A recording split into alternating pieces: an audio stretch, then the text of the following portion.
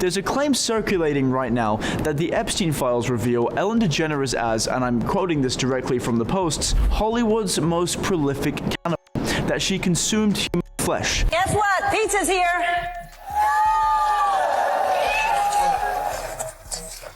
Hello. Come on down. I lied. We weren't going backstage. Ellen DeGeneres is named in the Epstein documents, and that part is real. Her name appears in the broader index of over 300 high-profile individuals that show up across the investigative materials. Hollywood just took a massive hit. A link has now been established between its streets and the political scenes. And the one name that ties it all together is Jeffery Epstein. Ever wondered why the controversial word pizza always came up with Ellen DeGeneres? Time and time again, she has made it a point to quote-unquote order pizza. That 2014 Oscars moment when she asked the audience if they wanted to eat pizza and then went ahead and placed an order for it. Is anybody hungry? I just feel like everybody's got to be hungry right now. Good. I was hoping you'd say that because I have this crazy idea that I will order pizza. And so if I do, I don't want it to go to waste. Who will eat pizza if I... Jennifer? Yes? Harrison? Yes? Yes? Mark? All right. Too large? What do you think? I'm going to order some pizza. That's what I'll do. Her interview with Adam Sandler, where the word pizza comes up again. You get on a boat, you cruise down, went over to their house, they made us homemade pizza, and it was an amazing time. I sat next to Bono. It was a good day. That is a good day. Then there's that Jennifer Aniston moment. Watch how her body language changes completely at the mention of the word pizza. These circles of friends that you guys have, you told a story about going and having pizza at the Clooney's in Lake Como. Yeah, that's all an Aniston thing. Like George and I would love you to come over for pizza, but... How was the pizza? Was it good? Oh, what? Did he make it himself? Mom's pizza was better than Clooney's. They both made, everybody made a certain kind of pizza. There's no pizza we didn't love. Isn't it awkward that during these interviews with famous actors and musicians, they start to talk about going to pizza parties and are constantly describing it as amazing? Well, maybe it's probably because they don't necessarily mean the actual pizza with bread crust, mozzarella cheese, and pepperoni on top. In the Epstein library, the word pizza comes up almost 1,000 times, and in a majority of the sent and received emails where it pops up, the email addresses are redacted. Why the need for secrecy if it's just harmless talk about asking about a pizza party this weekend or saying thank you for pizza today? Well, maybe it's because it's not just harmless talk. When the Pizzagate theory came up in 2016, people labeled it a conspiracy, a rumor, a lie set up by the Republican to make Democrats lose the election that year. But fast forward to today, and it is no longer a hoax, it is our reality. And Ellen DeGeneres, her name is reportedly in the Epstein files, where she allegedly comes up as Hollywood's most prolific cannibal. So all that talk about ordering pizza, it had more sinister undertones than we thought. And what happens when you take a look at the set of her show? Notice any similarities? Same blue and white stripes, the palm trees, even the way everything is symmetrically staged. Look at it. Oh, well, you know where that is too, right? The similar image to that, right? No. I know Jamie does. What is it? It's on the set of a famous talk show that's now...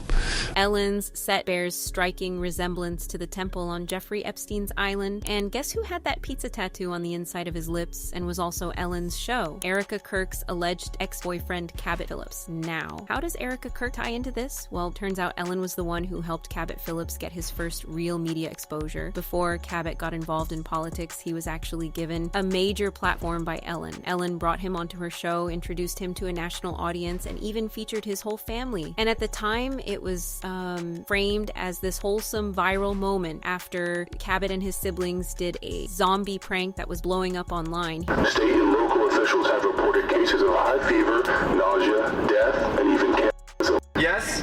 You need to get home right now.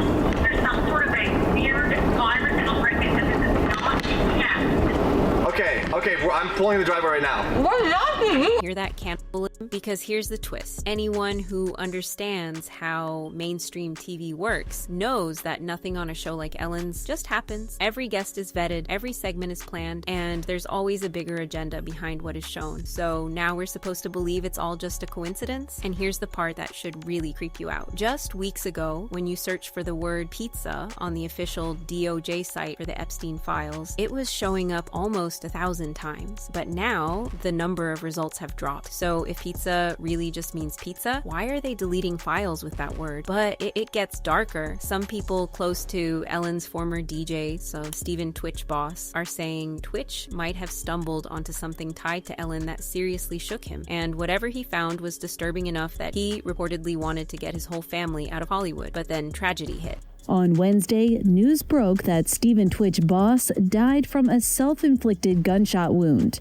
And now, ET has learned that the former Ellen Show DJ left a note behind, indicating that he couldn't go on. Twitch was found in a motel room, and we were told he took his own life. However, most fans never fully bought that version of events, and now, with everything resurfacing about Ellen and the rumored connections to Epstein, people are starting to ask whether Twitch's demise was really self-inflicted. Because according to the hotel staff, no one heard a gunshot, which is odd considering the layout of the hotel. What is even more troubling is that he ended his life only 3 days prior to what would have been his 9th wedding anniversary. Sources claim that he was on the verge of exposing something deeply troubling about Ellen, but then got silenced, allegedly. So Erika Kirk's ex Cabot Phillips gets exposed for that pizza tattoo, and we find out that Ellen, allegedly Hollywood's most prolific cannibal, gave him his first platform. Are we really supposed to believe all of this is just some random coincidence? Especially when you find out that Charlie Kirk openly claimed that pizza wasn't about food at all. And this was a long time ago. If you scroll through his account, you'll notice multiple posts where he directly talks about pizza being a code word for something dark. Fast forward to now, and these new Epstein files supposedly prove this pizza theory was true the whole time. In the emails released by the Department of Justice, Epstein and his friends talk about pizza parties a lot. There are dozens of emails asking about upcoming pizza parties, planning pizza parties, or talking about how much fun they had at previous pizza parties. Now you would think from all of this that Epstein was the world's biggest pizza fanatic. But actually, Epstein was a health nut who, allegedly, wouldn't even let his chef cook pizza for his friends. Here's what one of Epstein's accuser, Virginia Giuffre, wrote in her memoir, Nobody's Girl. Epstein was strictly disciplined about what he ate, subsisting on tofu, salmon, chickpeas, ginger, and other foods he deemed healthy. So why on earth would a man who never eats pizza constantly be throwing pizza parties? Now, circling back to Erika's ex, Cabot Phillips, it's not just his lip tattoo that's weird. He kept bringing up pizza over and over and posting strange stuff like pizza talk is the new pillow talk. He was also caught liking some weird comments on his pizza tattoo post, including one that said, "One bite, everyone knows the rules." At what point do all these coincidences start feeling like a pattern? When it comes to Ellen, there are way too many disturbing rumors swirling around her to cover in just one video. But once you start connecting the dots, all the creepy symbolism, the bizarre pizza obsession, the sudden unexplained deaths of people close to her like Twitch, and even her ex-girlfriend Anne Heche, it starts to get really dark. And now people are asking the questions no one wants to answer. Just how deep does this Ellen rabbit hole actually go? Well, sources say deep enough that it all ties together. Hollywood's supply of all those pizzas had to come from somewhere. And when you tie that to Erika's association to Romanian angels and alleged CT operations behind the scenes, the lines draw too close to ignore. So many things point to the notion that Ellen DeGeneres was definitely in on it, and Cabot Phillips knew too. But how about Erika? Was she just an oblivious pawn in the game, blind to the truth? Even though Charlie was never shy of voicing what he knew. How long before you think this whole thing blows over once and for all and all the ties get exposed for good? Let us know what you think about this down in the comments. Don't forget to hit that like and subscribe button and watch this next video because it gets even messier.